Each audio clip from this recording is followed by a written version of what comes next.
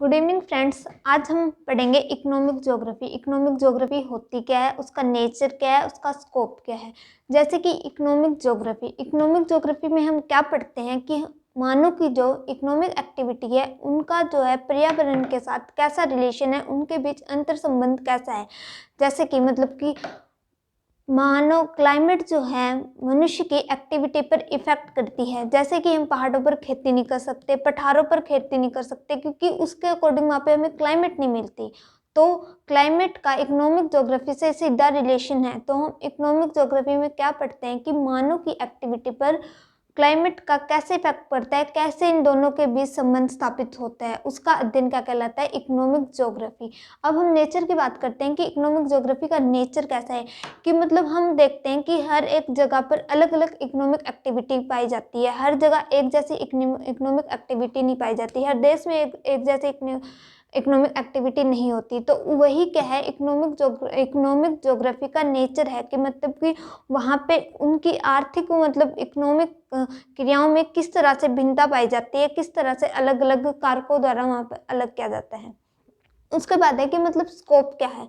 जैसे कि मतलब इकोनॉमिक ज्योग्राफी में क्या आता है कि मतलब इकोनॉमिक एक्टिविटी आती है कि हम एक्टिविटी कैसे पढ़ते हैं इकोनॉमिक ज्योग्राफी में। अगर उसी एक्टिविटी को मतलब इकोनॉमिक एक्टिविटी कैसे की जाती है, क्यों की जाती है, कहाँ की जाती है, कब की जाती है, इन सभी क्वेश्चन का आंसर हमें कौन देता है, इकोनॉमिक ज्योग्राफी। तो इकोनॉमिक ज्योग्राफी इन सभी क्वेश्चन का आंसर देता है। तो जिस तरह से जितना विस्तार हमारे इकोनॉमिक एक्टिविटी का होगा, उसी तरह इकोनॉमिक ज्योग्राफी का विस्तार भी उतना ही ज़्यादा है, क्योंकि उसके अंदर इकोनॉमिक एक्टिविटी ही पढ़ते हैं। उसके बाद है कि ब्रांचेज क्या है। इकोनॉमिक ज्योग्राफी की मेन तो 3 ब्रांचेज है, एग्रीकल्चर ज्योग्राफी, कमर्शियल ज्योग्राफी और इंडस्ट्रियल ज्योग्राफी।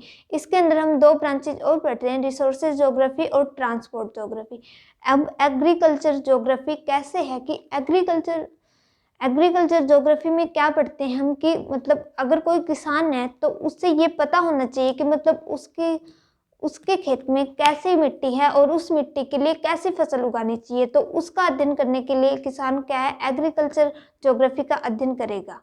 उसके बाद है कमर्शियल ज्योग्राफी। कमर्शियल ज्योग्राफी में क्या आता है कि व्यापार आता है। कि इस कमर्शियल ज्योग्राफी का अध्ययन करने के बाद हमें ये पता लगेगा किस देश में किस चीज़ की कमी है और उस देश में उस चीज़ का व्यापार हमें करना चाहिए।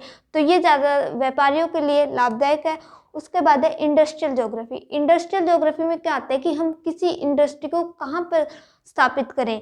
किसी भी इंडस्ट्री को स्थापित करने के लिए उसका रॉ मटेरियल चाहिए, और रॉ मटेरियल चाहिए तो हमें ये पता होना चाहिए कि उसके आसपास वो रॉ मटेरियल मिल जाए, ताकि मतलब हम इंडस्ट्री को वहाँ पे स्थापित करें। तो किसी भी उद्योगपति को इंडस्ट्री लगानी है तो उससे क्या है, इंडस्ट्रियल ज्योग्राफी का अध्ययन करना पड़ेगा। उसके बाद है रिसोर्स ज्योग्राफी। रिसोर्स ज्योग्राफी में क्या आता है कि जो हमारे रिसोर्सेज होते हैं, जैसे कोयला है, पेट्रोलियम है, लोहा है, स्टील है, एल्युमिनियम है, ये कहाँ कहाँ पर इनका वितरण जो है कहाँ कहाँ पर है, इनका उत्पादन कहाँ कहाँ हो रहा है, कहाँ कहाँ इनका वितरण है और कहाँ इनकी कमी है। तो उसका अध्ययन कहाँ करते हैं हम, रिसोर्सेज ज्योग्राफी में। उसके बाद है ट्रांसपोर्ट ज्योग्राफी। ट्रांसपोर्ट ज्योग्राफी में हम क्या पढ़ते हैं कि मतलब किसी मतलब हमारा ट्रांसपोर्ट कैसा है, जैसे कि रेलवे है, सी रूट है, रोडवे है। तो मतलब उसका अध्ययन हम ट्रांसपोर्ट ज्योग्राफी में करते हैं। उसके बाद इकोनॉमिक ज्योग्राफी। इकोनॉमिक ज्योग्राफी का अगर हम विकास देखें कि इकोनॉमिक ज्योग्राफी का विकास कैसे हुआ, तो सबसे पहले जो है 1882 में एंड्री ने जो है इकोनॉमिक ज्योग्राफी की नींव डाली थी वाणिज्य भूगोल के रूप में। इससे पहले इकोनॉमिक ज्योग्राफी अपना एक अलग सब्जेक्ट नहीं था, ये कमर्शियल ज्योग्राफी ही माना जाता था। लेकिन उसके बाद जो है गोट्स ने इसे इकोनॉमिक ज्योग्राफी और कमर्शियल ज्योग्राफी को अलग किया।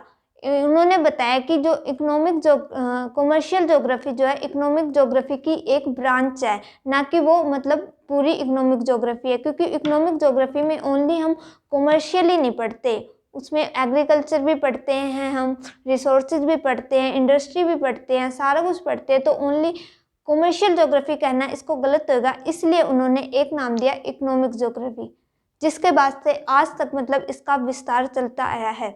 आगे हम अभी तक इसका अध्ययन करते जा रहे हैं। थैंक्स।